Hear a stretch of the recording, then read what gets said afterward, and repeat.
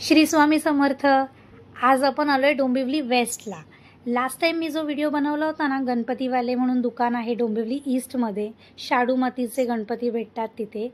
त्यानंतर माझ्या एका मित्राने मला इथे बोलवलं। इथे त्याचं शॉप आहे गणपतीचं, तर तो म्हणत होता की त्यांच्या इथे सुद्धा शाडू मातीचेच गणपती बनवले जातात, प्लास्टर ऑफ पॅरिसचे बनवले जात नाहीत। म्हणून आज आपण इथे आलोय गणपती बघायला।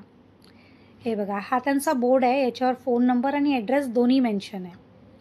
तर चला मग आज जाऊन बघूया की मूर्त्या कशा आहेत।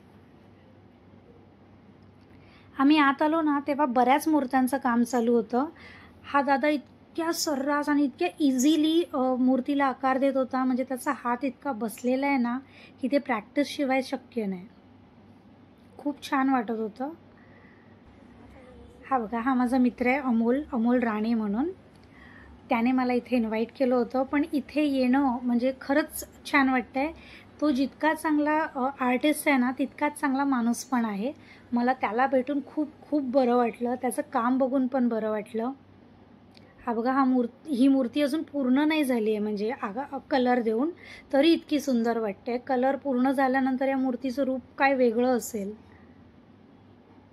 मी पाहिलं यांच्याकडे सुद्धा मूर्त्यांचं जे रूप आहे, म्हणजे जे प्लास्टर ऑफ पॅरिसची जी फिनिशिंग असते ती यांनी मातीच्या मूर्तीला द्यायचा प्रयत्न केला आहे, आणि खरंच खूप सुंदर मूर्त्या बनवल्यात। आपण पुढे मूर्त्या बघूया एक एक करून।